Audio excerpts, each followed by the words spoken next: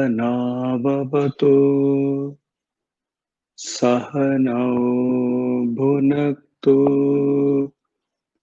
सह वीर्यं करवावहै तेजस्विनावतीतमस्तु मा विद्विषावहै।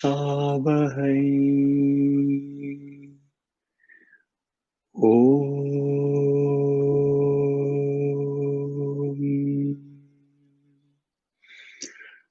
शान्ति शान्ति शान्तिः।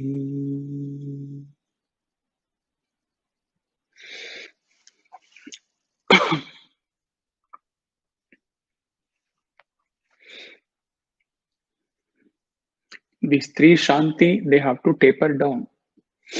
Why? He will tell in the next session.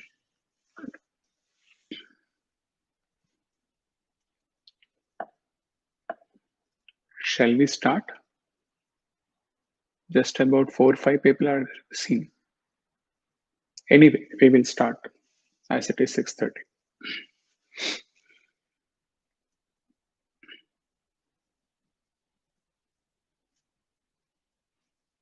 Volume is low. 1 second.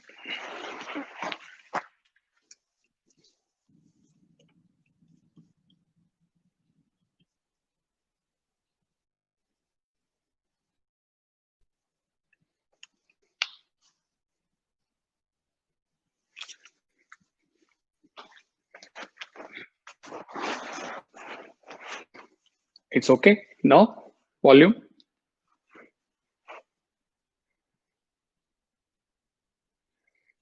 This is the highest volume.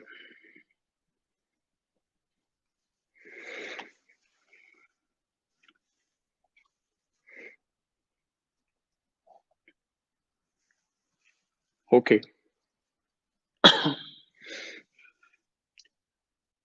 We did not explain, go deeper into the connectivity between Chitta and Samskara, though he messaged. So we will just touch upon that and proceed. Samskara, Vritti, Vasana, Karma, all those things we learnt in the Karma session, not getting into that.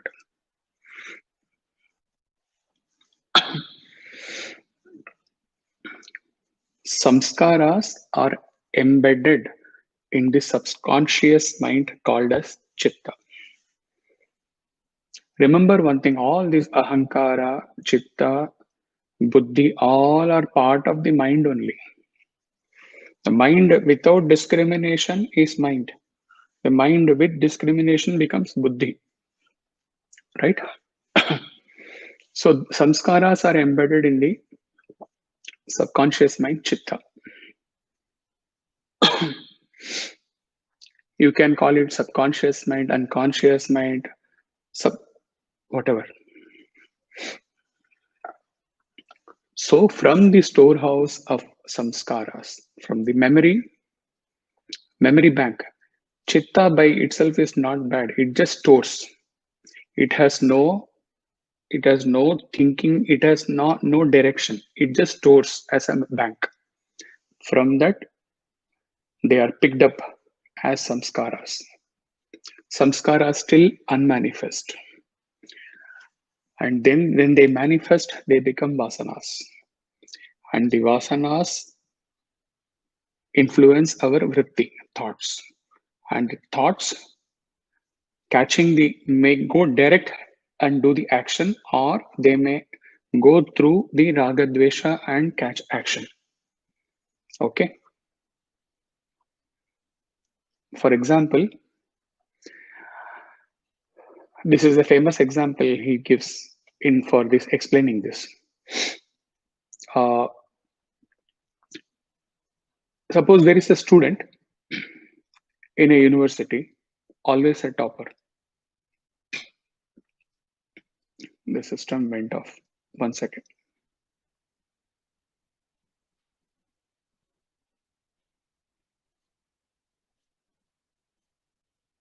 Yeah. There is a student who is always the topper in the university. Another student joins, so there has been no experience this student has gained with that experience, that student. So there are no thoughts. At best, when they meet, there can be no bad vibe. Only hi, hello, how are you? Like we say Sairam, even to the people we don't know. The exam comes, results are announced. After 2 years, the new student gets the first grade. This guy comes to the second grade. Bad experience. Because of this experience, this memory that this fellow came from nowhere and he has stopped. This memory, this is stored in the memory, and this promotes the samskara tendency to be aversive, to not to attach, negative attachment, not hatred actually, aversive, not liking towards that student. Okay, so now either from the memory samskaras directly he can take any action which may not be that harmless. That means the memory is stored that this fellow came and he took the first rank. From the memory, when the direct actions are taking place without getting the help of the raga dvesha, from the memory, if he is going to act directly, at best, what he may do, he may just give a cold shoulder, may not talk to him properly, and then hi, he may go. That's it. This is when the memory go and direct action takes place through the manas. But when the memory comes, the vasanas comes, and the vrittis, they take the help of dvesha, then it becomes dangerous. Then he plots something against that student.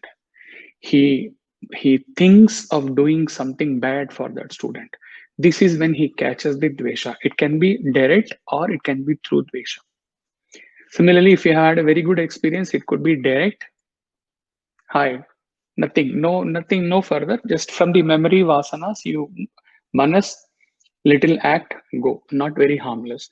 But from the memory vasanas, if it catches raga, excessive attachment, desires, then things go bad. This is about the chitta and the samskara.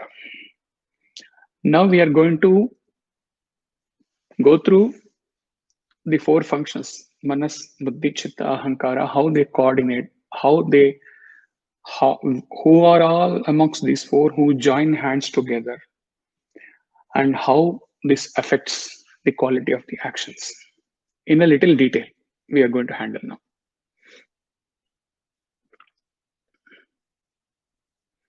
Okay. Now he's showing you manas. Manas is the first diagram which we saw. Okay. This is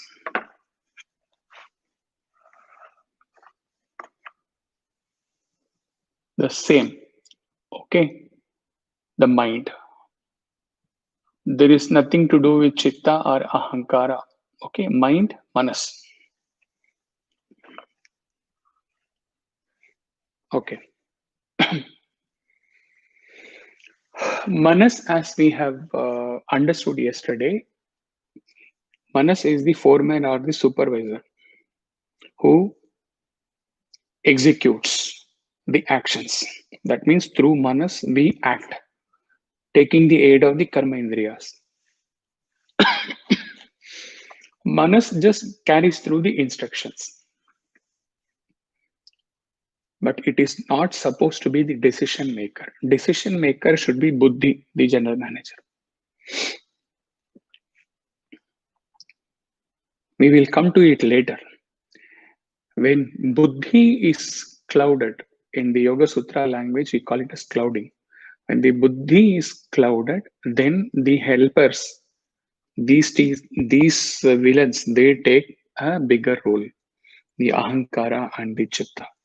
Otherwise, the manas is supposed to take the decision from the buddhi. So What can we do about it? The mind. These are all deliberations in the beginning. Okay, he is going to deal with that directly. How, where all deliberations is possible, whereas where all without deliberations we have to take sadhana. All of that we will cover today.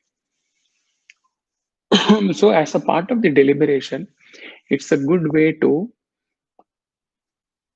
be witnessing the mind always witnessing the mind, that whether you are taking the decision from the buddhi or whether you are taking from the down the line from the helpers, the chitta ahankara. Be watchful of from where you are getting the decision and you are executing. So mere observation, mere observing, standing apart from your mind, this should be brought in as a discipline. Not easy, because when either buddhi influences or when chitta ahankara influences, there is no time space gap. So mind will immediately act. But you have to build in, like sadhanas, initially you have to start, you have to allocate the time, you have to make the roster. This time I will get up this. Initially, all deliberations, because to bring the monkey mind into a discipline. Later on, it has to flow spontaneously. So it is good to be observing the mind always and do the correction factor wherever things have gone wrong by listening to the chitta ahankara. Then you resolve. Next time I will not go like that. Dhire, dhire, dhire, dhire, dhire. Not overnight. It's good to observe, standing apart from your mind. Now we are coming to chitta. The diagram remains the same all through, but here what happens? As he told in the case of the student, from the memory, direct actions, they are not very harmful. This is the diagram where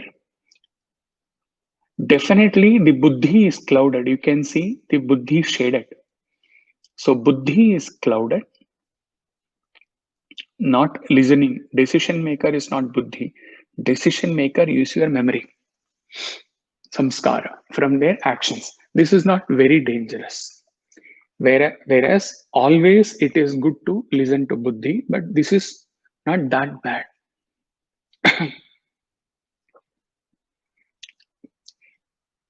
So here it is vulnerable because the buddhi is clouded, but the ahankara area is left open in the diagram. After the satsang, he will send you all the diagrams. You can, when you listen again, you can correlate with this. Ahankara, chitta, directly going to manas through karmendriyas acting. Okay, but the buddhi, since directly it is not routing through buddhi, buddhi is clouded, buddhi is closed, but ahankara chapter is left open. Anytime this can partner, this can join with the ahankara, then things will become dangerous. Okay, again here also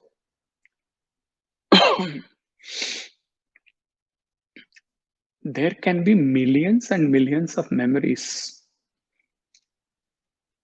Lake chitta. Okay, there can be millions and millions of memories. Not all memories get activated. Udarana, Vichinna, Tanu, we read yesterday. Na? Some may be very dormant or some may be most inactive. But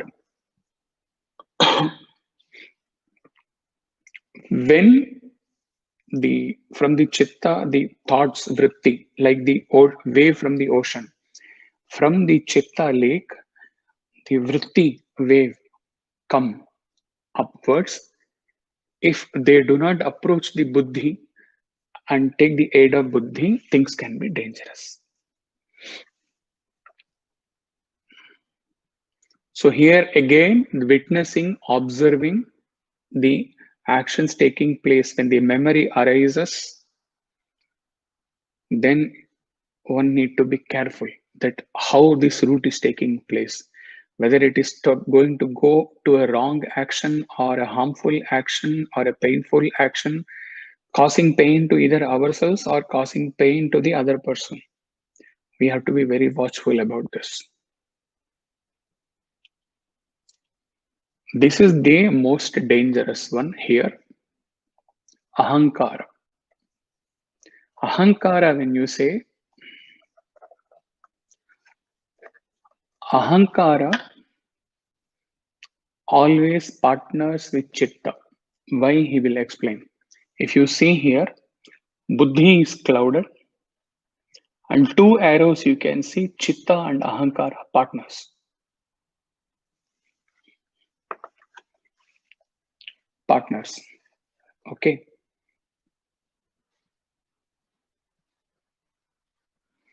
Why? Go back to the student example.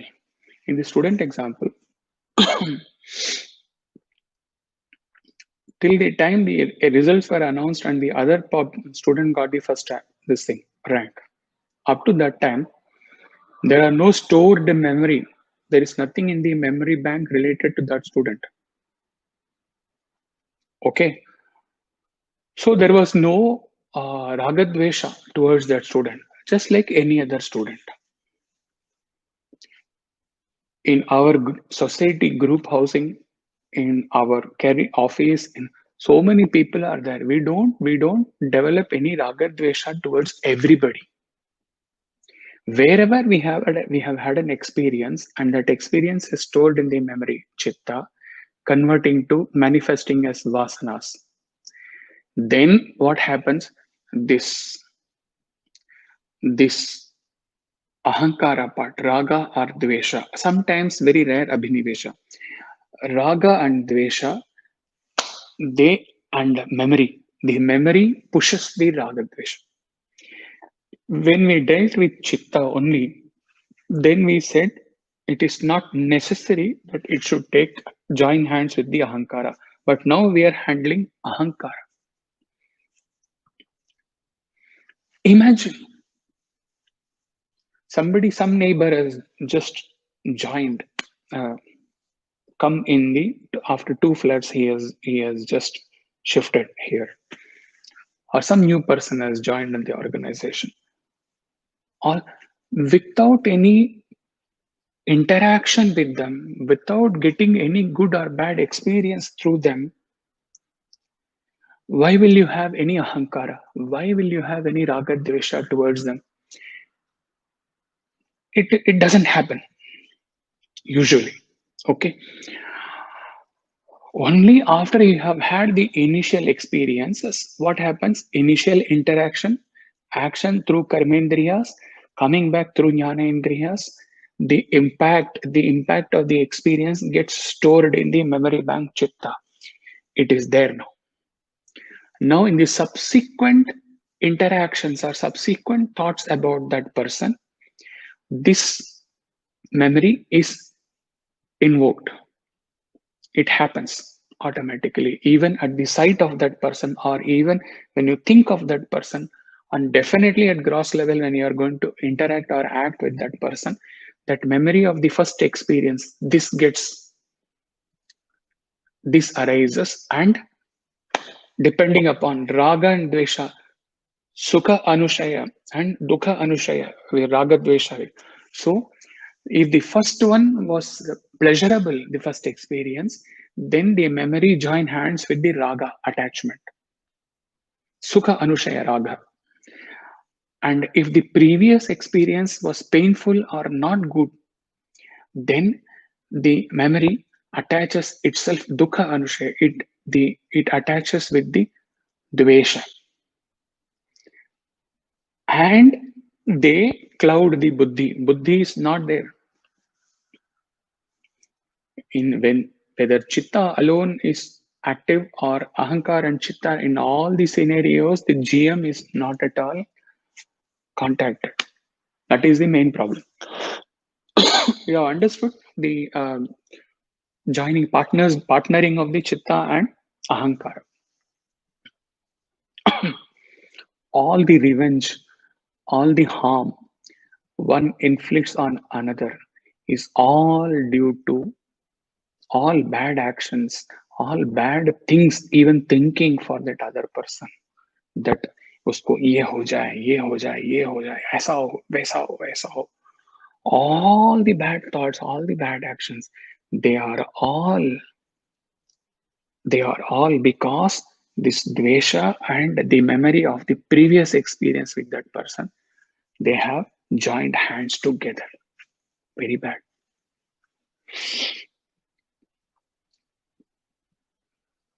So it is very, very important to uncloud the buddhi which has been clouded. So here all failures, chitta with raga, chitta with dvesha, all bad karmas, extreme red karmas, we are gathering red arrows. The only way out here is to invoke. Now we are talking at the practical level. Ultimate level is nididhyasana, and we are coming to that also. At the practical level, there is only one solution. We have to uncloud the clouded buddhi. Okay, and then evoke that discriminative faculty. There are certain practical ways for that.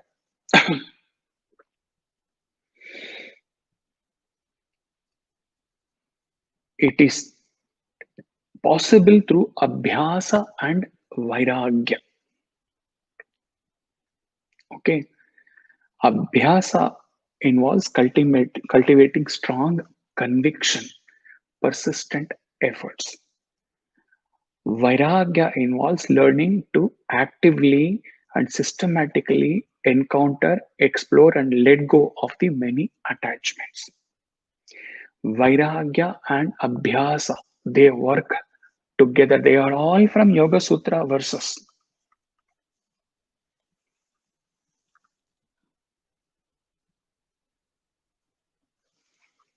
He will send the diagram. Okay. Now, interestingly, even as he was seeing the diagram, it struck in Vedanta, as he told many times, the starting point is the sadhana chatushtaya. Okay. Abhyasa, persistent efforts, conviction, that comes from Viveka. Those who have gone through the sadhana chatushtaya, they can appreciate this point.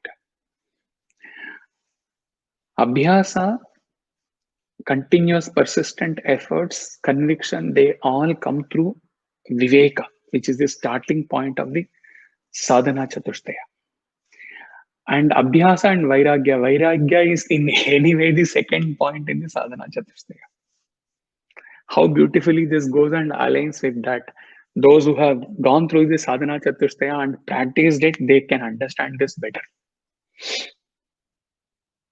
Another practical solution.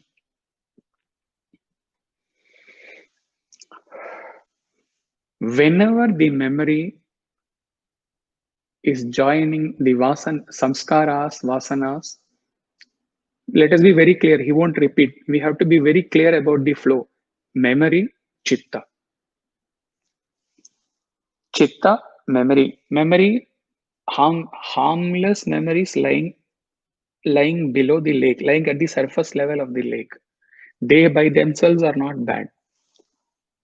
Memories, each experience, every day, each experience is adding to samskaras. Be very careful about it. Memory and samskara, the immediate memory, samskara, fresh memory, fresh samskara, fresh additional samskara strengthened. This is taking place. And the samskara, when it manifests, it is vasanas, not the Hindi vasanas, deep rooted impressions. Okay. And this vasanas, this influences our thought pattern vritti. And at this point, when the vasanas are going to influence our thought pattern, Here there is a chain between the vasana. Suppose assume vasana diagram is not there. Vasana is here. Thought pattern. It is going to generate thought patterns. In between here secretly this raga and dvesha are lying. Suppose. So the vasanas from the memory chitta to samskara to vasanas, deep rooted impressions about that person, about that object. What here somewhere lies here the raga or dvesha. So suppose like we in a game we go and we run and pick up the ball and go and transfer it to the another person, right? From the vasana is traveling and it is going to hit the vritti thought. It is picking up the ball of raga or it is picking up the ball of dvesha and joining hands and hitting their thought. Thought goes to manas directly without touching the buddhi. So here a practical solution has been given, which some of the sadhakas have practiced and they are fully successful in this. They can vouch for that. Always initially deliberate efforts. Afterwards, it becomes so spontaneous that even if you try, you cannot go against it. What is that? Separate yourself, you, the aham. At least believe when the acharya says that you are pure consciousness, you are that pure canvas, you have to believe. You are that, you are that, you are that, believe. So, even if you are not able to experience, you are not able to experience the aham, right? Okay, let it be. You keep it flagged off. But you are able to experience the ahankara, I am so and so, all the asmita and ahankara, you are able to 100% gross level, you are able to know. Separate that ahankara from you. Though you may not be able to experience yourself as Atman, the self, let it be a gray area there for the time being, but separate this from the mind which is full of ahankara. And whenever a want arises, I want, change initially deliberately, change that to start saying it wants. Change, let the I want to go from your life totally. When you practice deliberately, usko chahiye, usko chahiye, usko chahiye. When you feel hungry ना, उसको भूख लग रहा है, उसको चाहिए. वो जो है, he is like craving for that car. That is craving. I am craving say, I want say, it wants, it wants, it wants. So this through the process, you are segregating yourself. Though you are not able to experience yourself as Atman, you are able to segregate something which you don't know, but at least you are removing the it wants by saying you are removing the ahankara from yourself.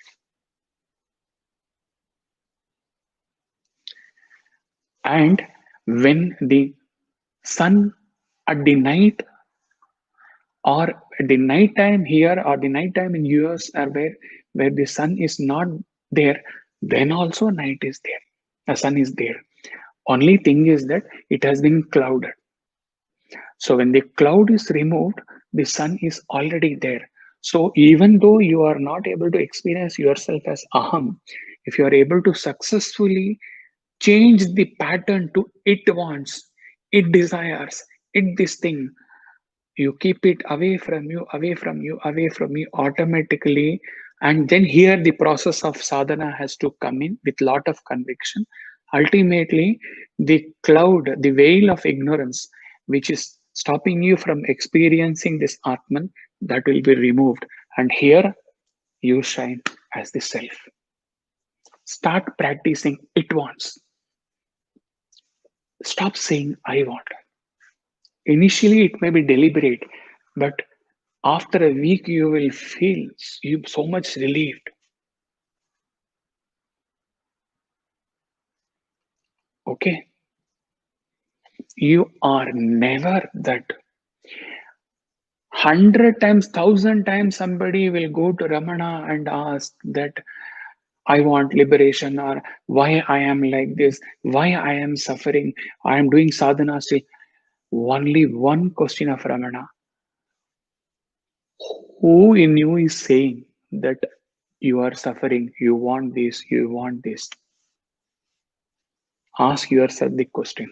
Remove that person who is wanting, remove that person who is suffering from you. Then you come back to me and ask what you want. You will not have any want at all.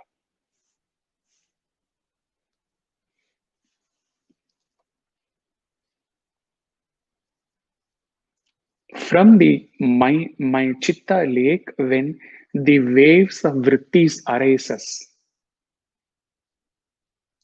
there put a stroke, change to it wants.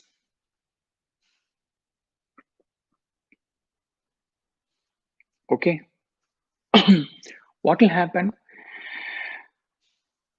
when I'm saying I am identifying with those vrittis, thought patterns, then I am vulnerable to get exposed to raga dvesha. When you continuously separate your I from that, and it wants, it wants, it wants, then you stand after abhyasa and vairagya. After abhyasa, you will stand apart. You will not be affected by the vrittis which are arising, thought patterns. You stand here and it wants, it wants, it wants, it wants. Gradually, that it wants the thoughts, they will die their own death. Slow process, like homeopathy, but assured. Lot of contemplation is required on this part. Lot of contemplation is required when you listen for the second, third time.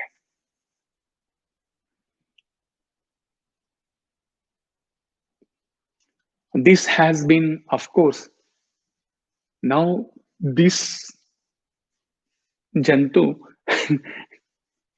can never say I want or I this, I did this. Last week from three unknown places, this question, when he ended up saying, he has always been saying, Satya, who is that? Why you are saying he always saying? They could not understand. Sadhakas would understand.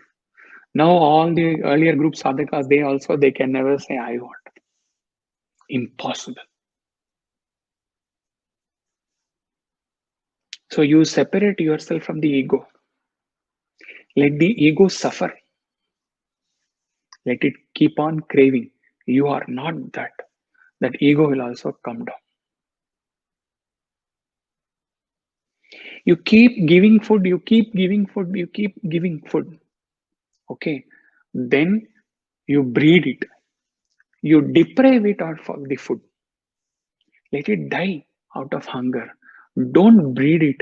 It will go. The ego will go. Listening is easy.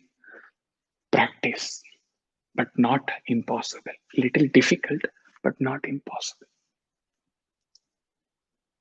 Now we are coming to the most beautiful part of today's satsang. My brother, my dear Sai brother Sundar, he was talking about one Hanuman Chalisa verse. The initial thing has been taken, and of course, from the source from here, things have been added in that. Talking of I want, there is a verse in the Hanuman Chalisa which says, और मनोरथ जो कोई लावे सो ही अमित जीवन फल पावे. Whosoever offers, जो कोई लावे, not, it is not to be understood as bring, it is to be understood as offering. Whosoever offers his mind to you, manorath, mind with attachment, desire, everything, or manorath jo koi lave, whosoever offers his mind to you receives the fruit of immortal life. So he amit jeevan phal pave. Why immortal? He is going to explain. Most absorbing, It can just penetrate your soul heart if your prarabdha has reached that state and with intense purushartha.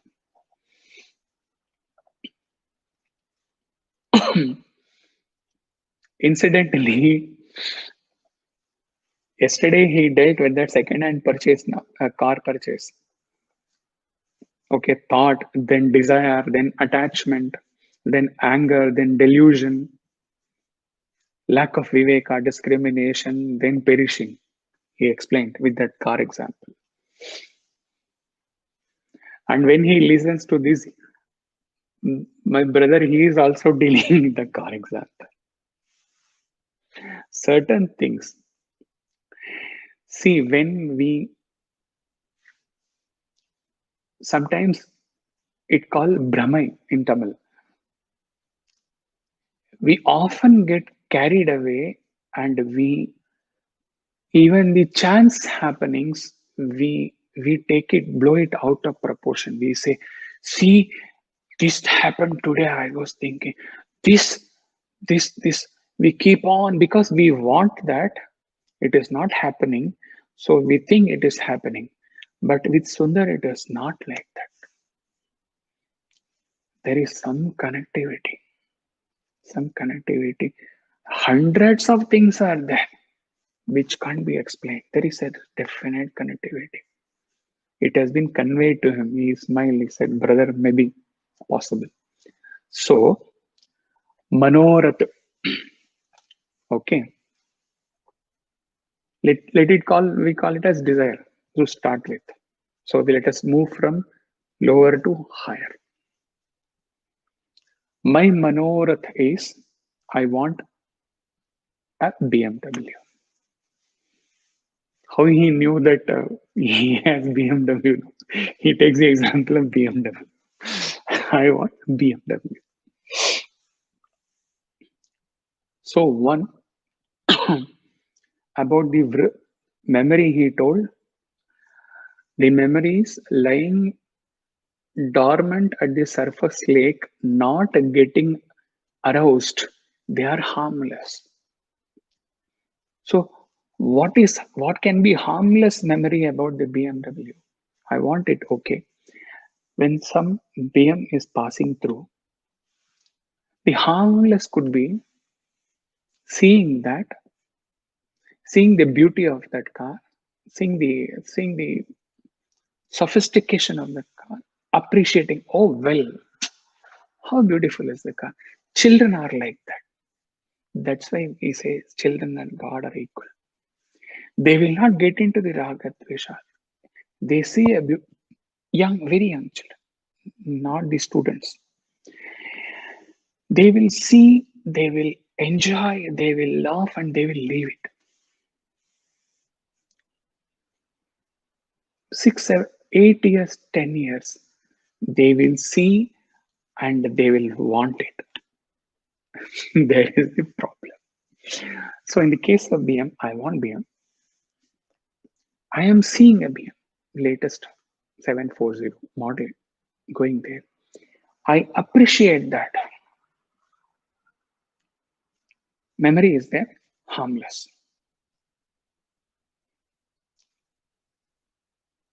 What can be harmful? Where the misery can start? I have also been wanting this. How badly I want this. See, this fellow is driving exactly almost the same color I was wanting. I am not having money. I want this. I want this. When I will have this, this is problem. Okay. Second possibility.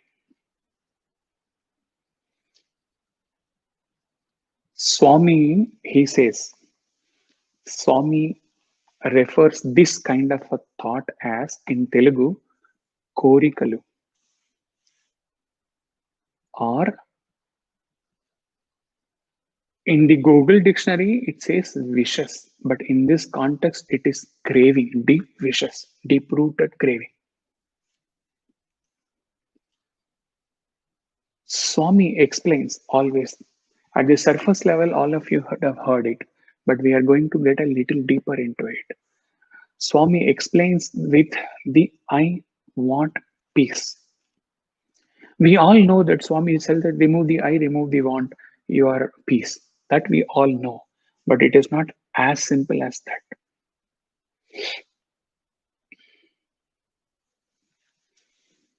Go back to change it from I want to it want. Okay. When you are successfully able to change the thought pattern from I want BMW to it wants BMW, then and Swami says stuck, remove the I, remove want. Ah, beautiful. It may take 10 births to remove the I and the want. Lot of conviction, lot of sadhana is required. That's why Swami devotees, unfortunately, they think that self-realization is very easy because Swami has explained things in such a simple manner that it is not possible for you not to understand that. Even a fifth student, class student, see you want this iPad now, you remove your I and want. Ah, yes, Papa, I have understood. So Swami has explained in such a easy manner. We think we have understood. Yesterday, blog post, Rajasic knowledge, he said. Rajasic knowledge is what? Rajasic knowledge is what? When you have attained knowledge and you are keeping yourself away from the knowledge. The knowledge is apart from you. So, this I want piece, remove I want is a knowledge, but you are nowhere near that. No use. Okay. First, Abhyasa and Vairagya.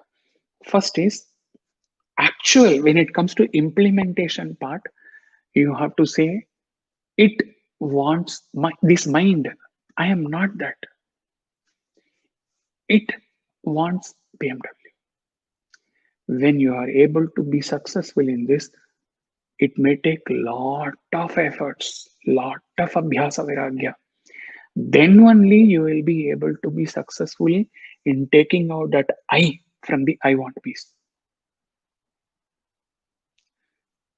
Okay, now Swami's I want piece, now that is being converted to I want BMW.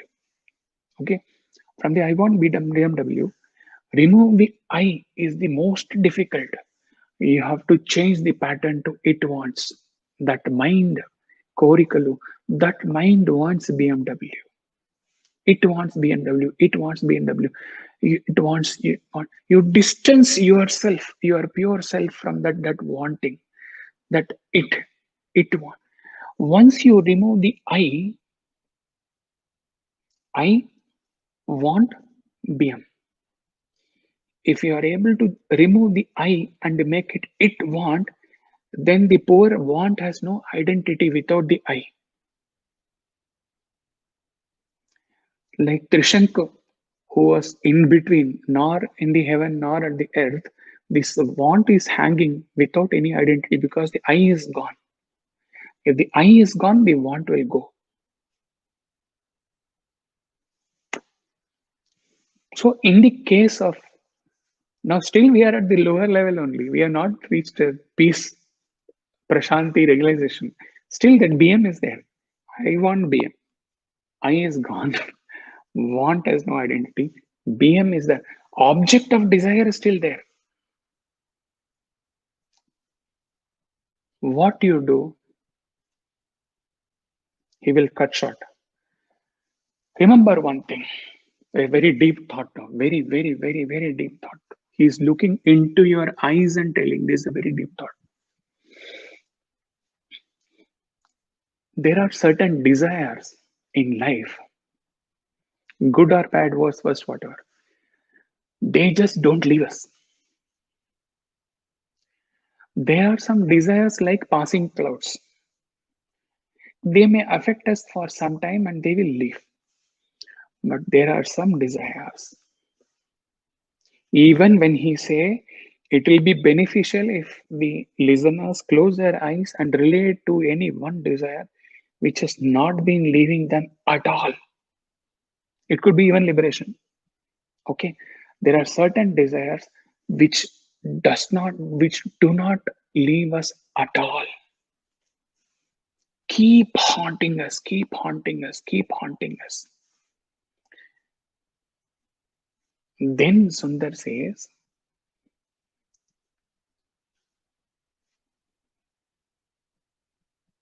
the desire which keeps haunting us, which is not leaving us, we have to believe that they are meant to teach us some lessons in our life. That is why they are not leaving us.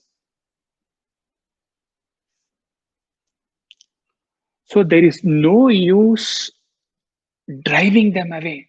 Chee, go, go, go. There are no use deliberately getting sending them away, driving away, and closing your eyes. They are not just leaving you. What you have to, और मनोरथ जो कोई लावे. What you have to do, you have to place that desire is there, not gone. You have not become a Mahatma. BM still there. You offer that desire at the lotus feet of Bhagavan and say, Bhagavan, for some reasons, this is not leaving me. I know that this is only persisting to teach me a lesson.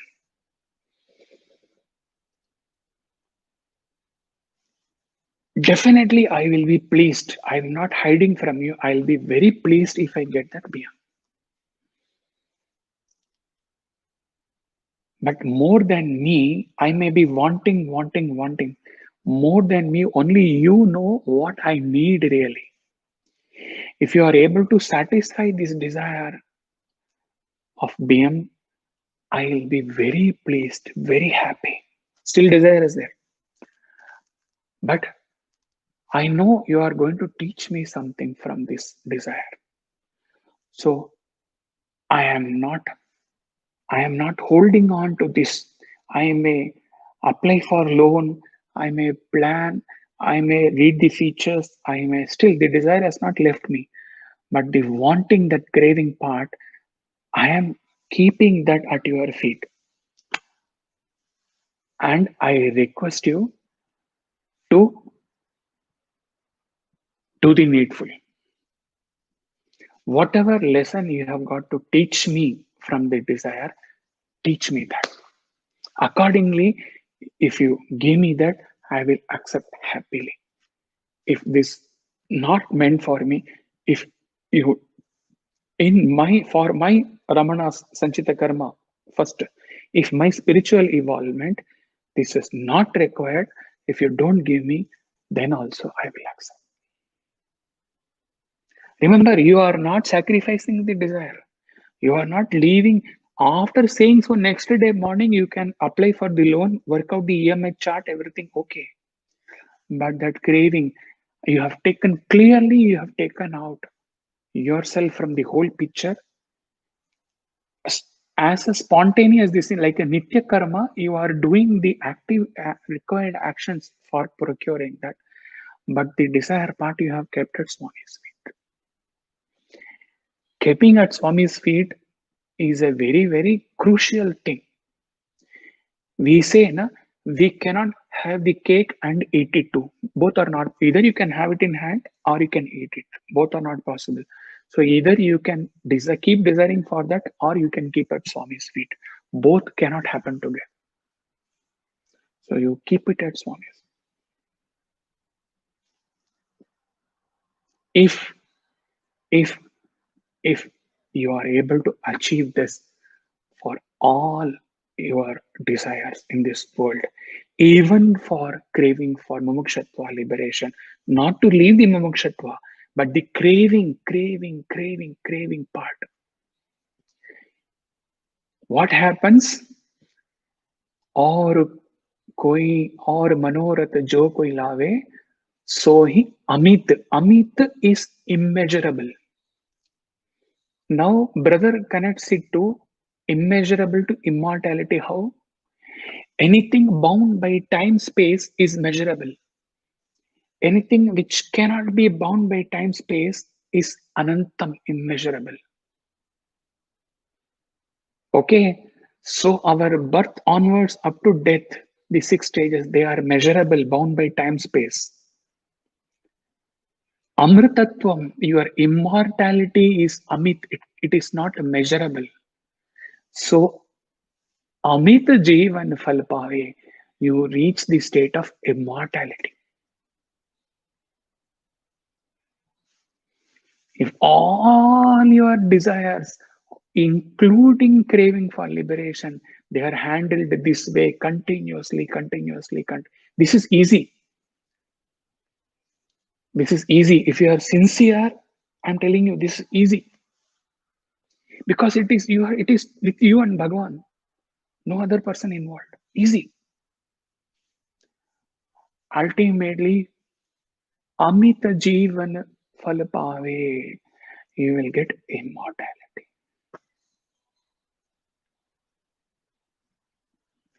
This is going to stay with you. Those who are sincere and those who have taken this is going to stay with you, because practical world you are going to be there for a long time. Desires are going to be haunting us for a long time. This particular part of the satsang is going to stay with you for your lifetime till you attain amritatva, realization, immortal self. How beautiful. How beautiful. Now coming to buddhi.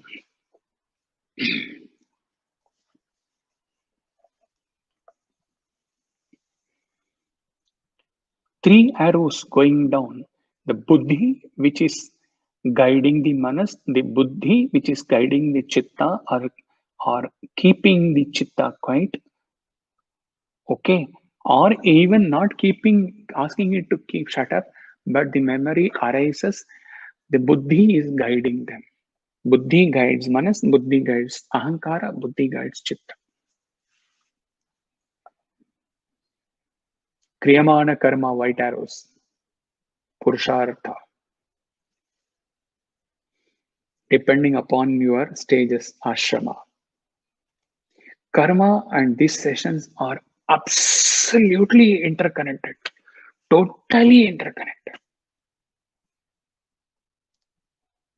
We are, after all, we are talking about ultimately what you're through all these four spokes of the mind, we are talking about entering the gateway of mind and doing action. Karma is all about actions and the fruit of actions. Every point learned here can be applied to there. That is why in many parts Purushartha is coming here. This can be a beautiful journey for a sincere sadhaka, to the extent they are able to connect the karma learning from with this MBCA learning. So needless to say, buddhi has to be the decision maker.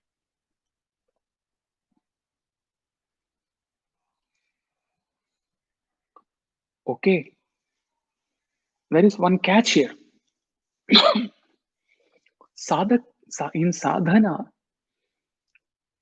okay, it's done. No explanation, because all Purushartha has been explained in detail. So discrimination is also explained, taking Swami's quote, 8.4 million species. We are at the pinnacle of the evolution.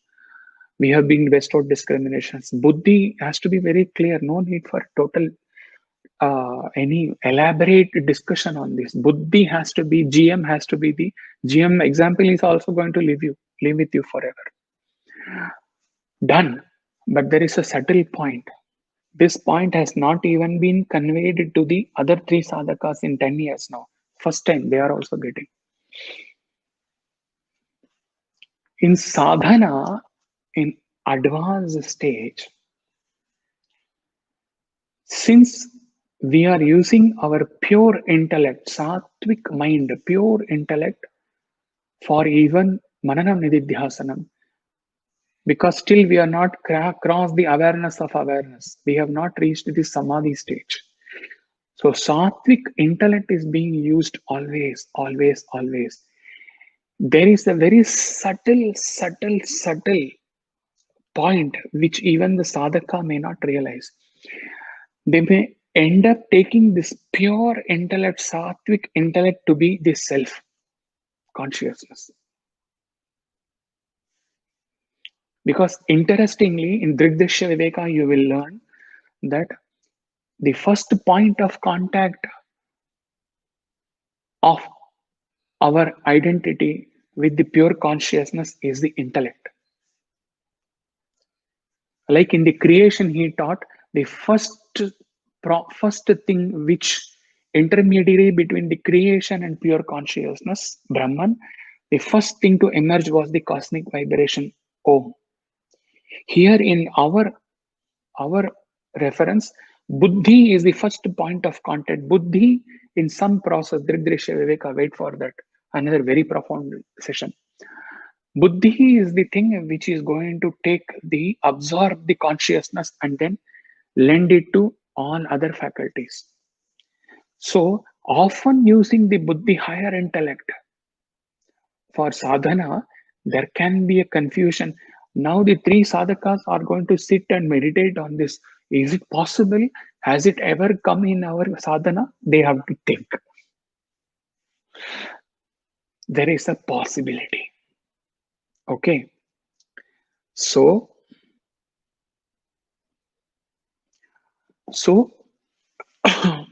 this confusion has to be avoided.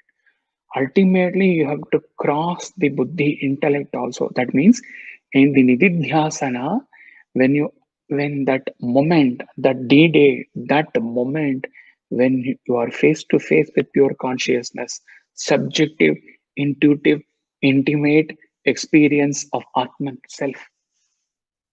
When that day in this birth or any birth, when that pure awareness without the contacting the mind, the sattvic mind, intellect, when the pure awareness arises that I have never been the drawing on the canvas.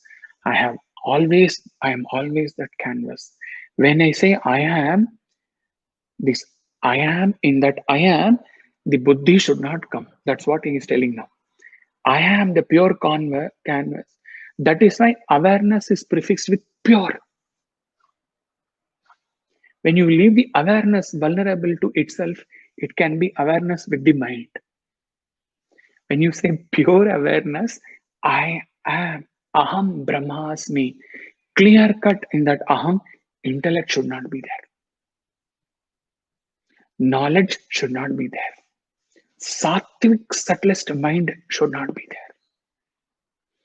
That aham is aham, pure. Aham is that pure Brahman self itself, Satchit Ananda.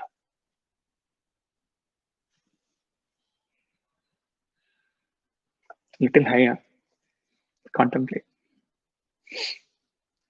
Okay. Benefits from learning these four functions in this detail. We learn very clearly, we are very clear that the cause, Mana Eva Manushyana, first he started with that Amrita Bindu Upanishad verse. The cause for all the misery is the chitta partnering with ahankara. With all the clarity I have got from this session, by properly witnessing the four functions of the mind, we are able to see this play of raga, dvesha, abhinivesha more transparently after taking in this session than ever before. Main advantage.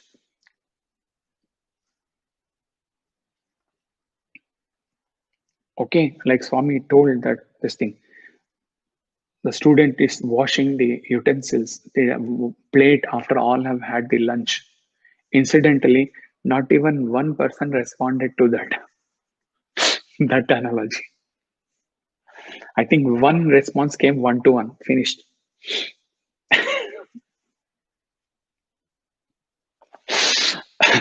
So when the waste, the plate would contain some waste remains of the food, and when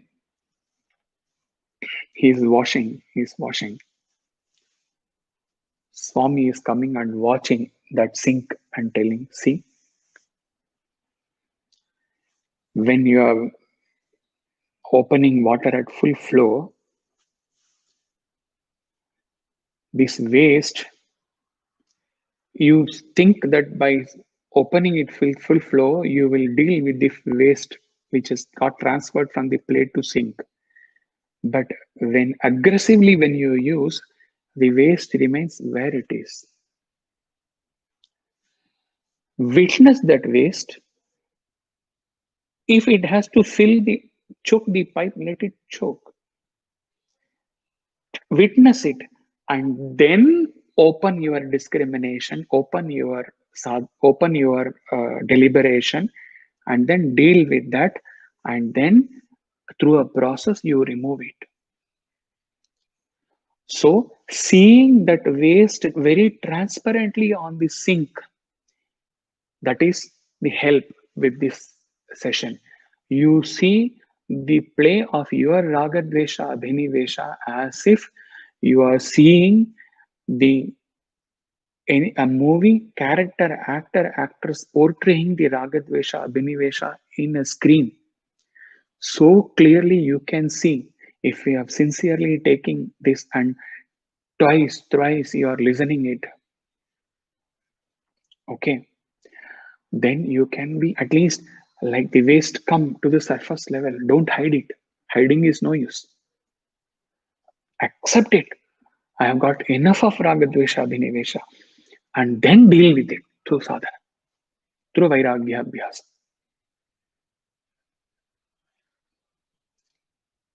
So now you come to a clarity that unclouding the buddhi, purifying my buddhi, intellect, is my most important goal at a practical level,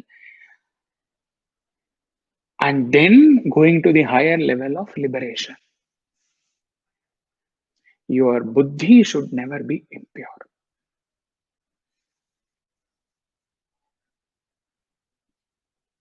And it helps in three freedom. You get free from actions. You get less associated with ahankara and chitta due to learning of these sessions. So you get greater freedom in action, because all the actions are now being, decision maker is buddhi. So actions, that actions, they are not suffocating, because your inner conscience will know when you are undertaking actions with ragadvesha. Nobody will may know it, but there is a hurt feeling inside. There is a suffocated feeling inside. There is a guilt feeling inside. Freedom from action, freedom from thoughts.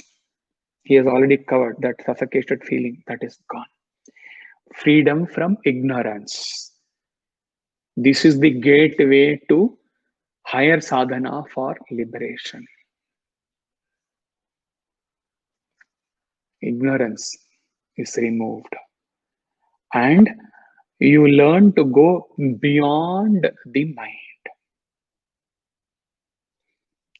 Mind is the ladder through which you reach the top floor in your spiritual sadhana, because all the meditation, all the yoga, all the preparation for any sadhana, initially you have to use your pure sattvic mind only. From tamas to rajas, rajas to sattvic, we have to move. Mind is always there as ladders to the top floor. Ultimately, when you are totally engrossed, immersed in sadhana without the need of the mind, then you tell, With gratitude, don't throw away the ladder as useless. With gratitude, you have helped me in my progress, in my spiritual progress. Salutations to you. You say tata bye bye to mind, going beyond the mind.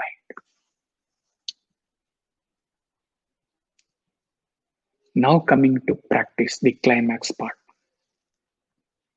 We will learn it in the context of a Patanjali's Yoga Sutra, Yoga Chitta Vritti Nirodha. That is, yoga is the control. Nirodha here means yoga is the control, regulation, channelizing, mastery, integration, coordination, stilling, quietening, setting aside. All these things are involved in one word, Nirodha. Of the modifications of the mind field, chitta vritti. Chitta vritti is the main source. As we said, when he saw the guy sees the first student who has joined, there is no ragadvesha. At best, he may talk to him or he may pass a hi to him and move. No ragadvesha. Because of the pleasurable experience or painful experience, chitta vritti is the dangerous thing. Through yoga, yoga here is, since there is a lot of confusion that Patanjali yoga, Raja Yoga has been from time immemorial, but he fine-tuned it, Sage Patanjali, and gave it very clear path. So there is a confusion that your Patanjali has got all to do with Raja Yoga now.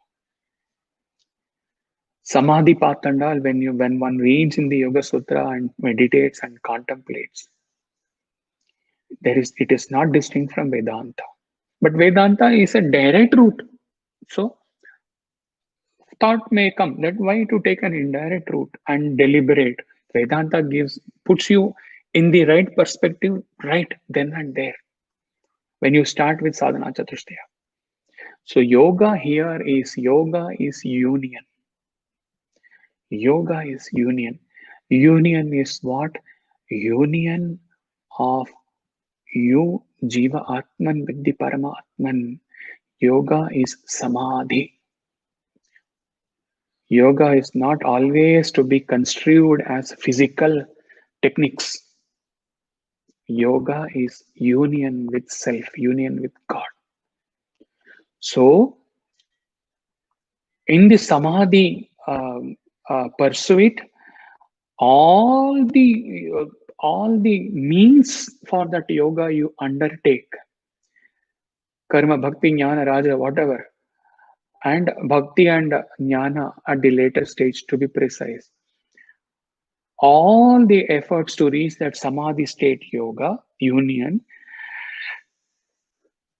they have to be focused, pointed out at channelizing, removing, transcending of this nirodha, of this chitta vritti.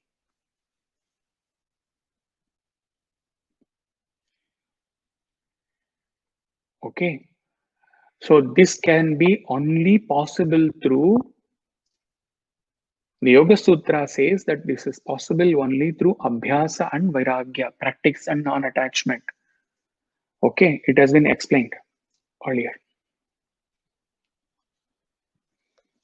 Let us see another dimension to it. Yoga, here we union with self. This we will take it as undertake spiritual sadhana. To attain yoga, the efforts, the means is spiritual sadhana. And the spiritual sadhana, let us focus it today on meditation. Meditation, nididhyasana. What is this practice? What is this meditation actually? You take a piece of iron rod and keep on the blazing furnace. Okay, obviously it will glow red. It will catch the color of the fire, and it will be exactly as this is also a part of the Drigdishya. There is a verse of this iron bar. This iron, when it is shown in fire, it glows as the fire itself. For a moment, you can think that there is no distinction between that red portion of the iron bar and the fire at all.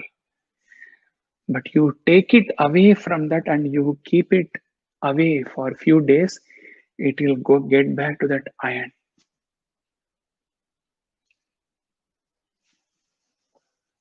If you always want to keep it as retain the fire quality, the redness of the iron bar, you have to be always keeping it at fire.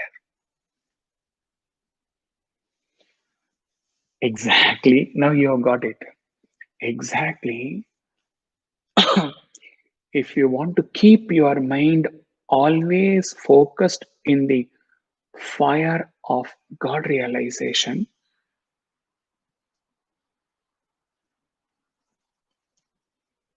charged with the charge God realization goal, then you have to keep your mind like the keeping the iron bar on the fire. You have to tune your mind always to the fire which is meditation. You take it away from there, it goes like a monkey. Okay, like it jumps, it moves, it gets frustrated with material things. Two aspects of fire of God, goal of God realization.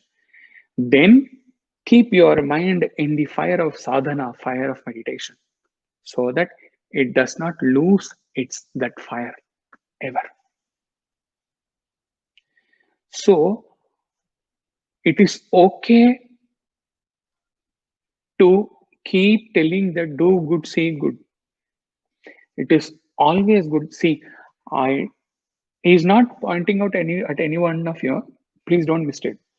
You will not mistake. He knows, but he's telling. It is not of no use say telling that. See, I may not be practicing too much of sadhana. I may not be into too much of bhakti or jnana, but I don't hurt anybody else. I don't talk rudely to anybody else. I am very soft spoken. I always serve wherever. This is okay, but God realization, do good, so good is okay. But for God realization, this is not enough. So, leading a virtuous path only is not enough for God realization. Because it is like when we heard, not directly connected, but for you to understand, he's telling. When we said that the cloud in the chitta diagram, we said the cloud, buddhi has been clouded. Chitta is there. Ahankara is not clouded.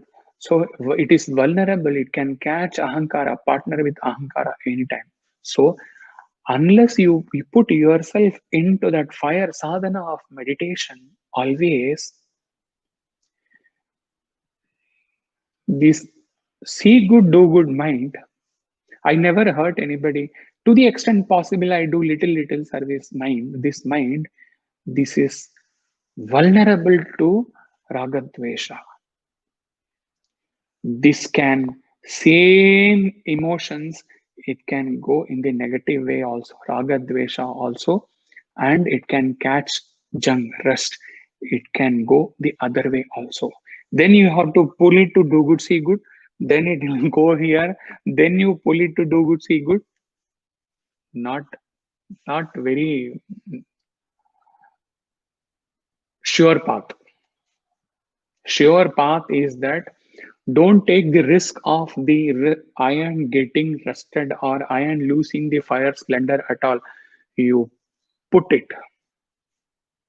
in that fire of meditation, sadhana always. God realization is required. Otherwise, you can generally be good always. No problem. So, benefits of sadhana in that fire example, you are focused in meditation. More focus means more concentration. Now, this is a very practical thing he is explaining you. The more you are focused or concentrated on a particular thing, there is an inversely proportionate aspect going on. The more you are focused on one thing, the lesser will be your frequency of thoughts towards other things. Mind can intensely think only of one thing at a time. It cannot think of 10 things at a time. That faculty is not provided to us. Even if you desire something, only one desire you can desire at a time. You cannot desire 5 things at a time, not possible.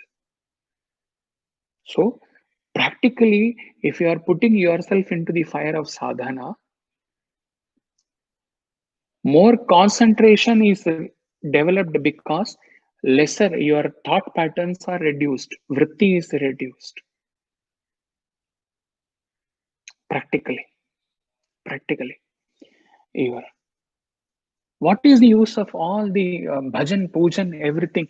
It all helps in focusing, concentrating, so that your thought patterns, number of thoughts arising, say crudely, you had some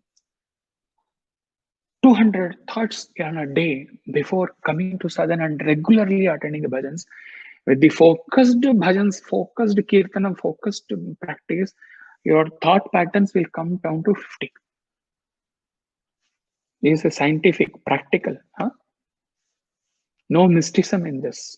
No Vedanta, Upanishad, abstracting in this. So, your sadhana helps in reducing the number of thoughts.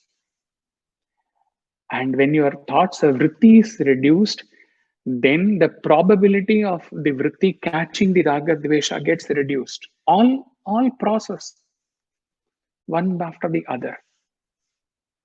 Then your actions clouding the buddhi and taking the help of the helpers, ahankara, ragadvesha, gets reduced. You cannot eliminate. You can keep reducing one step at a time. Dhire, dhire, hole, hole. Dhire, dhire, dhire. Then you can reduce all these things. Now sadhana, as if like when you go to Salala in Kharif season, all the mountains are enveloped by the clouds, dhund. In the same way, the sadhana itself has the potential capacity. Now he is telling about a new clouding, which is not in the Yoga Sutras.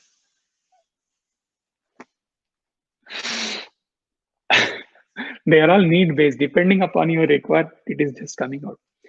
The sadhana clouds your chitta, ahankara, everything.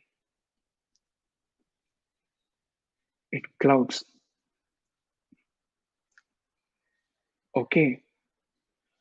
Possibility of chitta ahankara getting aroused becomes very less the more the fire of meditation.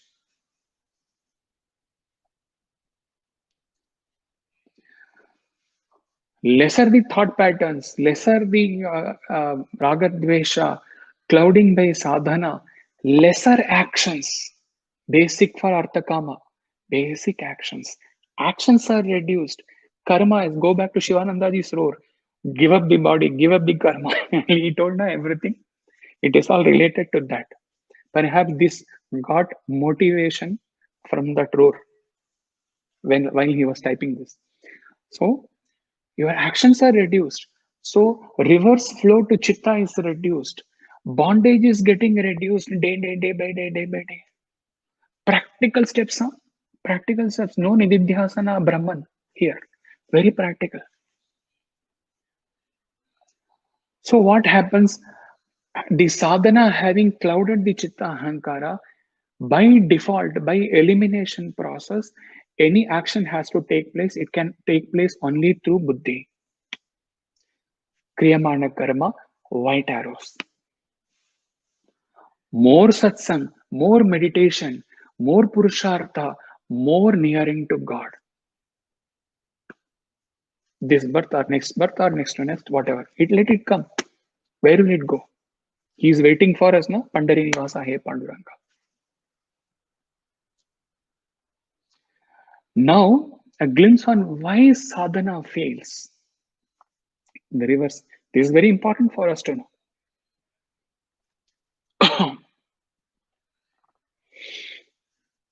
Like the railway patri, two tracks, sadhana is going on. Okay. And here, this raga dvesha based ego filled things are also going on. Okay. He will just touch upon. Even if you don't understand, it's okay, no problem. We will cover it in Drigdesha Viveka. Concept wise, little intellect you use, and just at surface level you understand. There is a process by which the all pervading pure canvas, pure consciousness is absorbed by the drawing. Mr. A, Mr. B, you, all of you. How the drawing, your BMI, your physical identity, how it absorbs that pure canvas, pure consciousness. Just because you are superimposed on the pure canvas, you can be a jada, you can be an insentient, inert, dead body. You may not have consciousness. How the consciousness is absorbed, there is a process described in the Drigdrisha Viveka by which your intellect being the best out of all the equipments, there is a process by which, like the sunshine comes from the door, hits the mirror, and from the mirror it gets diverted and the whole room gets the sunshine. There is a process by which pure consciousness, pure canvas, this you the drawing sitting on this, there is a process by which your intellect absorbs, like the mirror absorbs the sunshine and radiates. Your intellect absorbs that pure consciousness which is everywhere. Pure canvas is anantam, and your intellect then provides, gives, radiates, supplies that reflected consciousness, chidabhasa, to your mind senses everything. It is enough to understand at this level. Don't go to it because we will cover it in detail. He will not leave you without you being clear in this satsang at least.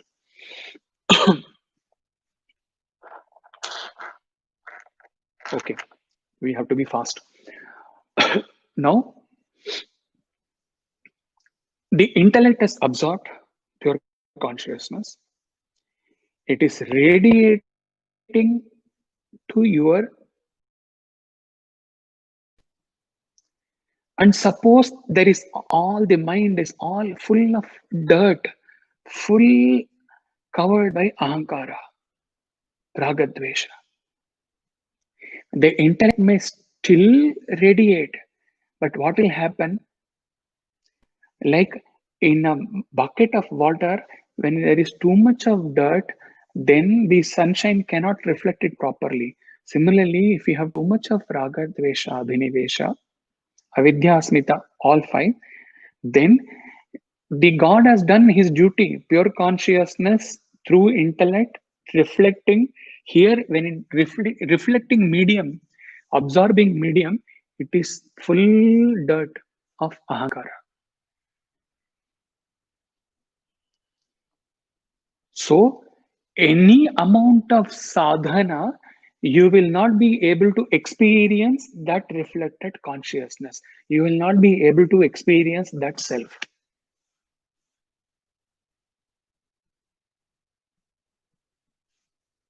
Clear? So, these cannot things, two things cannot go. We have to work on our ego. We have to let go of our ego. We have to move from I want to it want. We have to surrender our haunting desires at the lotus feet. Otherwise, sadhana will not get the desired results. Practically, he has explained you cannot feel the reflected consciousness because when the reflection was happening, it was already dusted, it was already filled with the ahankara. So, it has not transparently reflected. Problem.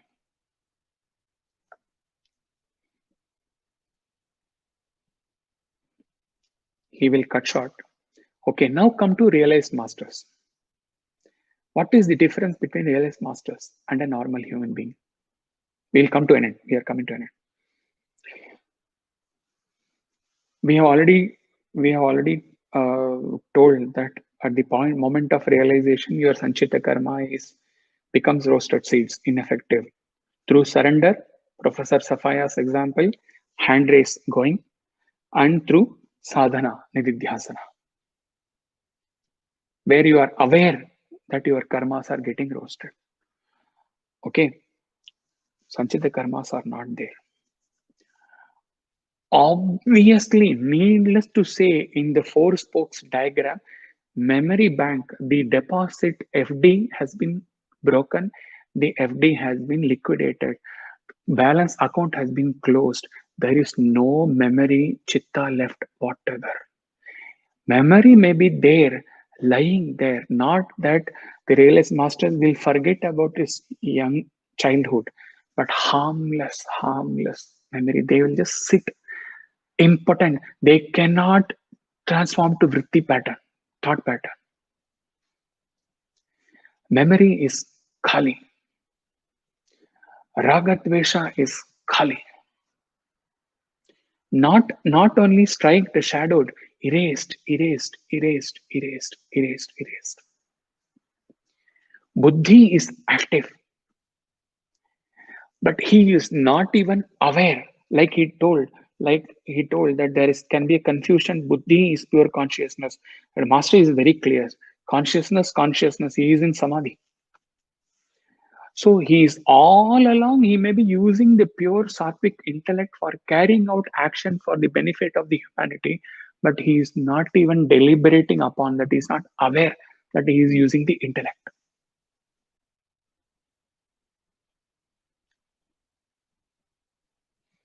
Actions take place.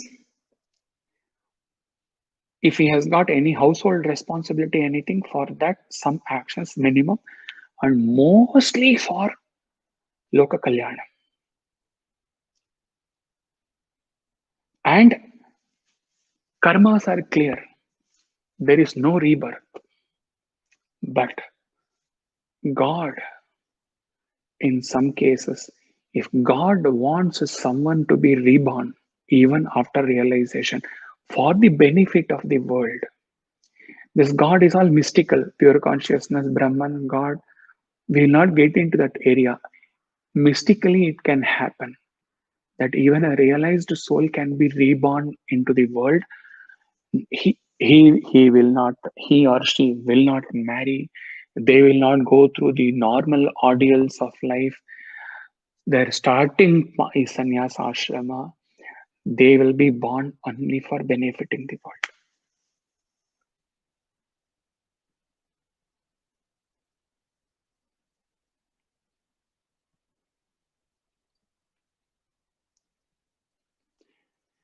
There is an interesting conversation between Swami and a Bhakta related to that. He will send you by post because we are reaching 8 o'clock. I don't know. You cannot speak, so he cannot know whether you can afford to wait or not. That part was important, but he will send you. So, knowing the power of the mind, which can give you the liberation, moksha yoho part of the mind, the sage from the Ananda Kutir sings, O mind, you are not weak, you are not impotent, you are not a beggar, you are not a slave of objects, you are not impure, you are not a clerk, you are not poor, you are omnipotent, you are light of lights, you are son of sons, you are the king of kings. The whole wealth of Lord belongs to you. You are the nectar's Amritasya Putra, nectar's son. He is coming to that. You are child of immortality. You are Amrita Putra. He didn't know this line was coming. You are purity itself. You are strength itself. You are fountain of joy. You are ocean of bliss. You are pool of immortality. He goes on. In this context, what kind of a mind is talking to you? Incidentally, in 2013 or 2014, for the benefit of a sadhaka who was struggling with sadhana, the session was taken where the session topic was, you can never hear of this topic at all. The subject was mind is consciousness. So, all right, your mind you can take to the level where your mind is equal to consciousness, devoid of raga dvesha, devoid of klesha, five colorings, devoid of the chitta, devoid of vasanas, even transcending intellect. What remains? Mind, consciousness. That's what that kind of mind he is telling about. Now, having learned all that,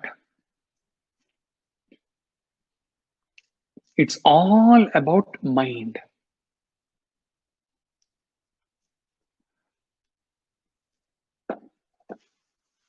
And Sundar told that if a desire is too haunting, then keep it at the feet of God. Now, all the two satsangs are about dealing with mind. So now the thing most haunting is to understand, absorb, and to remove the raga, dvesha, chitta, etc. To purify the mind has become the goal. So the purity of mind becomes the goal. Let us offer this effort at the feet of Hari before we conclude the satsang.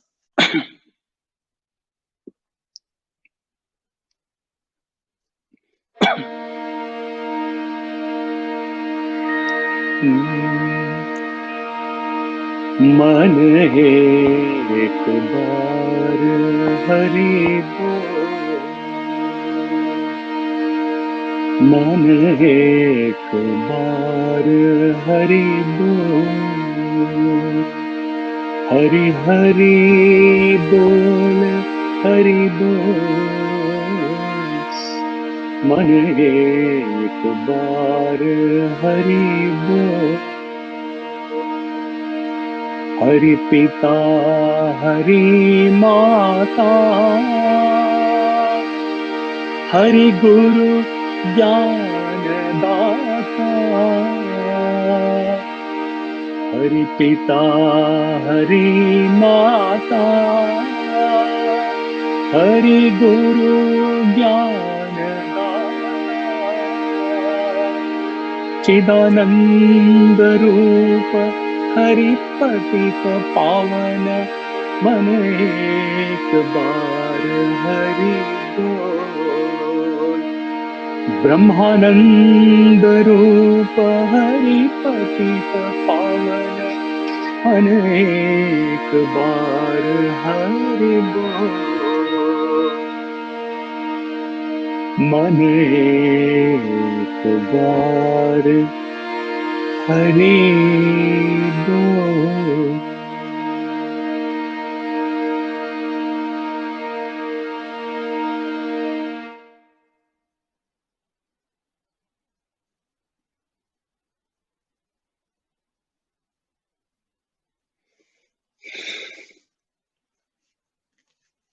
Hari ओम तत्सत।